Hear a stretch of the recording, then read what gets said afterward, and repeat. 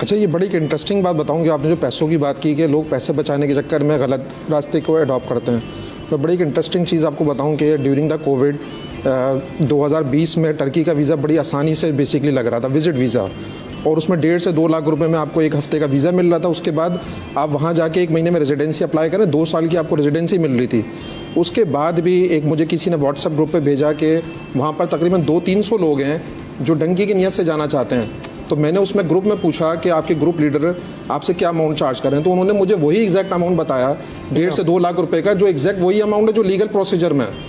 लेकिन वजह उसकी उन्होंने हमें ये बताई कि अगर हम इलीगल प्रोसीजर से निकलने में कामयाब अगर हम हो जाते हैं तो हम टर्की से आगे के साइड पे भी जा सकते हैं, और दूसरी बात ये कि इसमें हम लॉन्ग टर्म स्टे भी कर सकते हैं टर्की के अंदर, वरना अगर हम लीगल प्रोसीजर पे जाएंगे तो हमें हफ्ते या 10 दिन के बाद वापस आना पड़ेगा।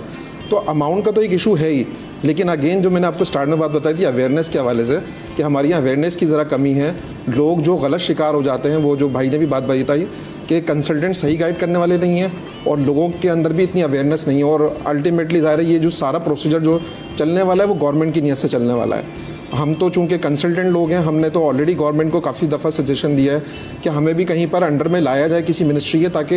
ये डिस्क्रिमिनेशन होनी ज़रूरी है, क्योंकि हम ओल्डेस्ट कंसल्टेंट हैं तो डिस्क्रिमिनेशन होना ज़रूरी है कि एक नया कंसल्टेंट किस तरह से अमाउंट चार्ज करेगा, कैसे भेजेगा। अच्छा, वैसे जो हमारा काम है वो बेसिकली वर्क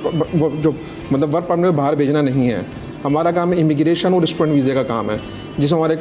जो हमारे पास एक प्रोफेशनल आते हैं उनको हम एक कम्प्लीटली स्क्रूटनाइज करते हैं प्रोसीजर के एतबार से, फिर उसका हम केस टेकअप करते हैं। ये जो ज़्यादातर जो लोग डंकी लगाते हैं या इलीगल प्रोसीजर्स को इस्तेमाल करते हैं, ये ज़्यादातर ब्लू कॉलर जॉब वाले होते हैं।